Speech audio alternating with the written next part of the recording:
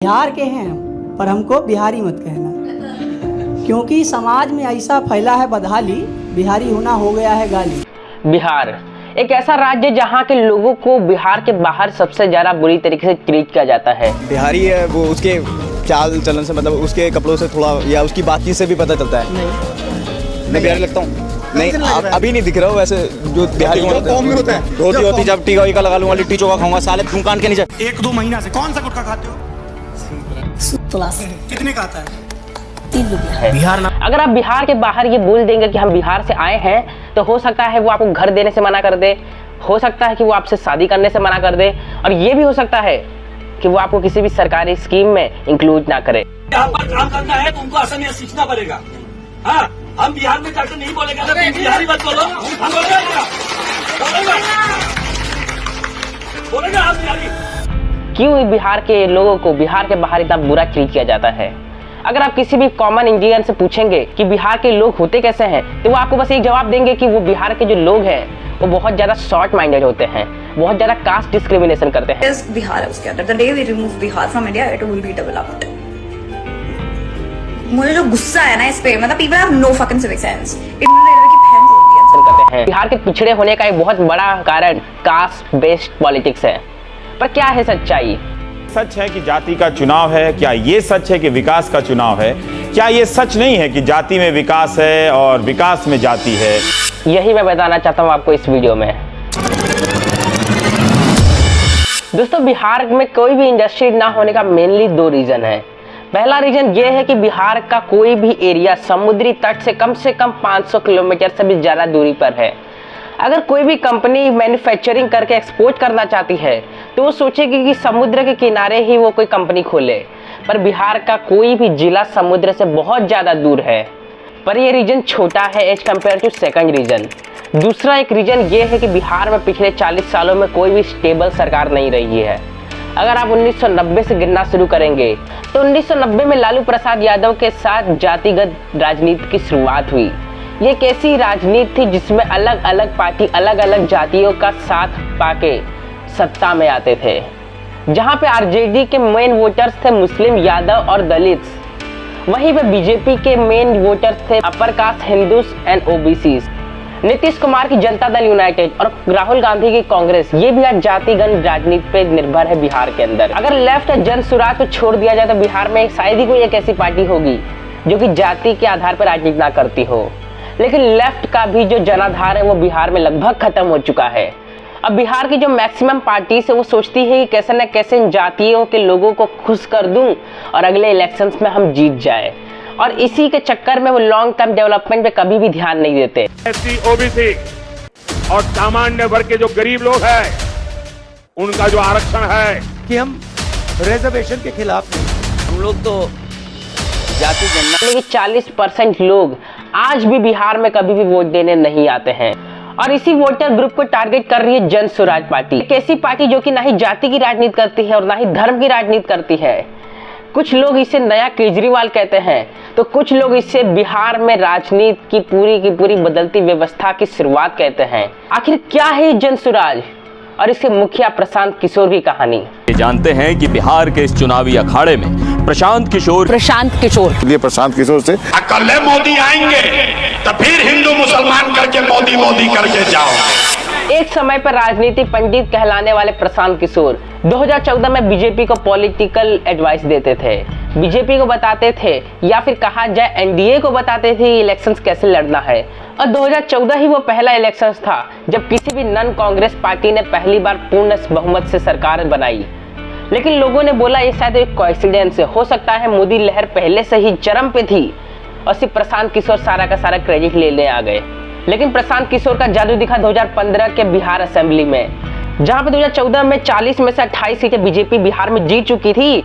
वहीं पे दूसरी तरफ 2015 में बिहार में जेडीयू, आरजेडी और कांग्रेस का एक ऐसा अलायंस जिसके पॉलिटिकल एडवाइजर बने प्रशांत किशोर उफ पीके ने इनको एडवाइस दिया और पीके ने इनको स्ट्रेटजी बनाने में हेल्प की कैसे बिहार में असेंबली इलेक्शन को जीता जाए, और 2015 में ये अलायंस इलेक्शंस जीत भी जाता है। इसी तरह प्रशांत किशोर आने वाले कई इलेक्शंस में कई सारी पार्टियों का हेल्प करते हैं। 2020 में वेस्ट बंगाल में टीएमसी की हेल्प की और 2022 में कांग्रेस को ज्वाइन करते करते रह गए। लेकिन जब प्रशांत किशोर ने ये देखा कि मीडिया में उनके ही चर्चे हैं, तो शायद प्रशांत किशोर ने सोचा जन स्वराज पार्टी को बनाने का। एक ऐसी पार्टी जो कि बिहार की राजनीति को ही नहीं बल्कि बिहार के पूरी की पूरी सामाजिक आर्थिक व्यवस्था को बदलने के लिए बनाई गई थी। यही पार्टी आने वाले असेंबली इलेक्शंस में मेजॉरिटी पाने का दावा कर रही है। लेकिन क्या ये पार्टी बिहार के युवाओं को वो दे रही है जो कि वो मांग रहे हैं, या फिर ये पार्टी भी उनको जबरदस्ती सामाजिक न्याय दे रही है, उनको जबरदस्ती मंदिर मस्जिद दे रही है और जबरदस्ती उनको वो चीज दे रही है जो कि उनको चाहिए ही नहीं, बल्कि उनको सिर्फ मुफ्त की आदत लगा रही है, जिससे अगले इलेक्शंस में भी उनको बस मुफ्त में मिल जाए और वो उस पार्टी को वोट कर दे।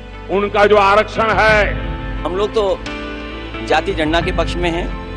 नहीं नहीं नहीं नहीं नहीं नहीं, नरेंद्र मोदी जी पूरा हिंदू समाज नहीं है, बीजेपी पूरा हिंदू समाज नहीं है, आरएसएस पूरा हिंदू समाज नहीं है, ये ठेका नहीं है बीजेपी का।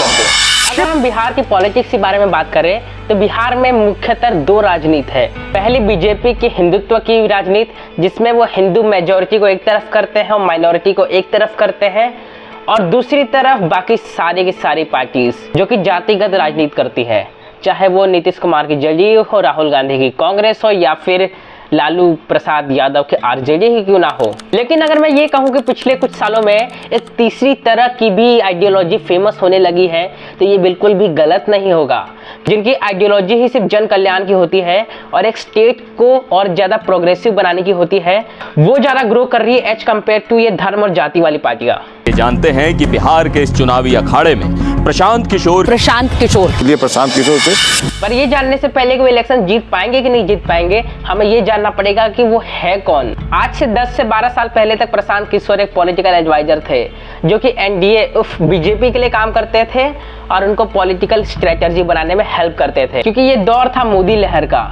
इसने कांग्रेस की राजनीति को हमेशा के लिए हरा दिया।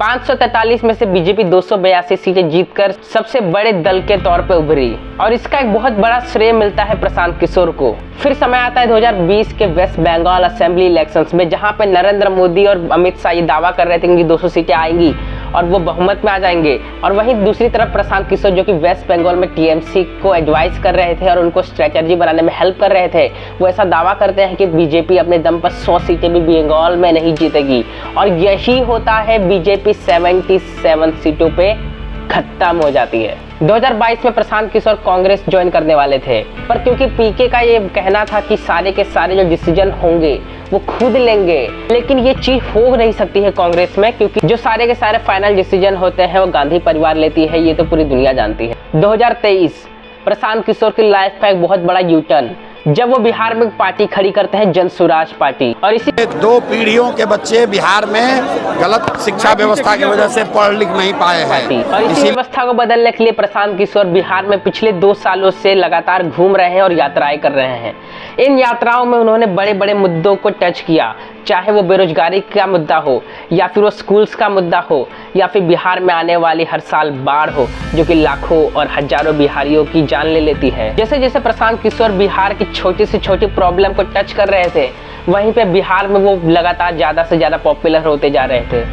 पर शायद 2 से 3 सालों में प्रशांत किशोर उतने ज़्यादा पॉपुलर नहीं हो पाए हैं कि वो पूरा का पूरा मेजॉरिटी मार्क को भी क्रॉस कर दे। तो क्या हो अगर बिहार में प्रशांत किशोर 25 से 40 से 50 लगभग सीटें जीत जाए, आखिर वो क्या करेंगे? क्या वो विपक्ष में बैठेंगे या फिर वो सत्ता के लिए दावेदार होंगे? क्या वो किंग हो गए या फिर किंग मेकर होंगे? तो उनके शब्दों में अगर कहा जाए तो अगर वो ऐसी सिचुएशन में फंसते हैं कि अगर उनको किसी और पार्टी का साथ देना पड़े तो वो ऐसा कतई नहीं करेंगे, बल्कि वो विपक्ष में भी नहीं बैठेंगे। वो ऐसा कहते हैं, वो कहते हैं कि वो जितने भी विधायक हैं उनको छूट दे देंगे कि वो किसी भी पार्टी में जा सकते हैं, कोई भी पार्टी ज्वाइन कर सकते हैं, और वो वापस जन स्वराज को 0 से चालू करेंगे। वो वापस से जमीन पे बैठ जाएंगे, वापस से वो जमीनी मुद्दों को उठाएंगे और बिहारियों की आवाज़ को बुलंद करेंगे। पर ये जितने भी वादे हैं ना दोस्तों, वो सिर्फ इलेक्शन से पहले अच्छे लगते हैं, क्या हो अगर प्रशांत किशोर 40 से 50 सीटें जीतने के बाद किंग मेकर बन जाए और किसी भी अलायंस से ज्वाइन कर ले। इससे पहले कि आप मेरे पे गुस्सा करना शुरू करो, मुझे गाली देना शुरू करो कि किंग मेकर कभी नहीं बनेगा और प्रशांत किशोर कोई भी अलायंस ज्वाइन नहीं करेगा, और मैं इनका ही एक कॉपी केट वर्जन आपको दिखाऊंगा 11 साल पहले का, जिनको केजरीवाल के नाम से जाना जाता है। वो कहते थे, केजरीवाल कहते थे कि वो करप्शन को खत्म कर देंगे, केजरीवाल कहते थे झाड़ू पूरी राजनीति को साफ कर देगा। पर क्या हुआ दोस्तों, जब 2013 में वो खुद के दम पे सत्ता में नहीं आ पाए तो कांग्रेस का साथ दे दिए। जब उनको समझ में आया कि देश में हिंदुत्व का ही राज चलने वाला है तो 2020 में हिंदुत्व की तरफ झुक गए। जब उनको ऐसा लगा कि बीजेपी को सत्ता से हटाया जा सकता है तो 2023 और 22 में इंडिया अलायंस ज्वाइन कर लेते हैं। जब इंडिया अलायंस ज्वाइन करने के बाद भी उनका कोई खास फायदा हुआ नहीं तो वो इंडिया अलायंस से निकल जाते हैं। पर वो मुद्दों पे तो इंडिया अलायंस के साथ ही है, पर वो कहते हैं वो है भी नहीं। तो क्या प्रशांत किशोर इलेक्शंस के बाद एक कंफ्यूज नेता के तौर पे उभरेंगे या फिर प्रशांत किशोर एक लीडर के तौर पे उभरेंगे, ये तो तब पता चलेगा जब इलेक्शंस होंगे और रिजल्ट्स आएंगे। पर आप लोग जो कि मेरी वीडियोस देख रहे हैं, आप एक चीज़ याद रखना कि बिहार के अंदर किसी भी मटन पार्टी या फिर दारू पार्टी के बदले एक वोट दे देना, ये ठीक एक ऐसा ही सौदा है जैसे कि एक मर्सिडीज को देकर एक रिक्शा लेना। कहने का ये मतलब है जो पार्टी अगर सही पावर में आ जाए तब वो आपको हजारों का इवन लाखों का भी फायदा करा सकती है। पर अगर ऐसी पार्टी पावर में आती है जिनको खुद नहीं पता बिहार कैसे चलाना है, जिनको खुद नहीं पता कि बिहार सही डायरेक्शन में कैसे जाएगा, वो आपका क्या फ़ायदा करवाएंगे। वो सिर्फ आपको 100-200 रुपये दे के आपका वोट ले सकते हैं, आपका फ़ायदा तो कतई नहीं कराएंगे। मैं आपको ये नहीं कह रहा हूँ कि कांग्रेस को वोट दे दो या फिर आरजेडी को वोट दे दो या फिर किसी प्रशांत किशोर को वोट दे दो, पर मैं एक बात ज़रूर कहूँगा इस वीडियो में कि बिहार में बदलाव जरूरी है। दोस्तों जाते जाते बस एक बात कहूँगा, इस वीडियो को प्रशांत किशोर ने स्पॉन्सर नहीं किया है, जन स्वराज ने इसकी फंडिंग नहीं की है। अगर आप प्रशांत किशोर आप इस वीडियो को देख रहे हैं तो प्लीज़ थोड़ा फंडिंग का व्यवस्था कीजिए।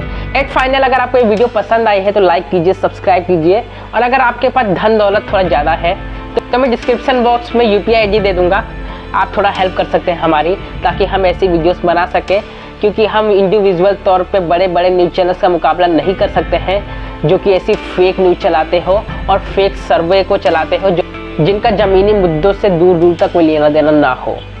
हम मिलेंगे आपको किसी और वीडियो में।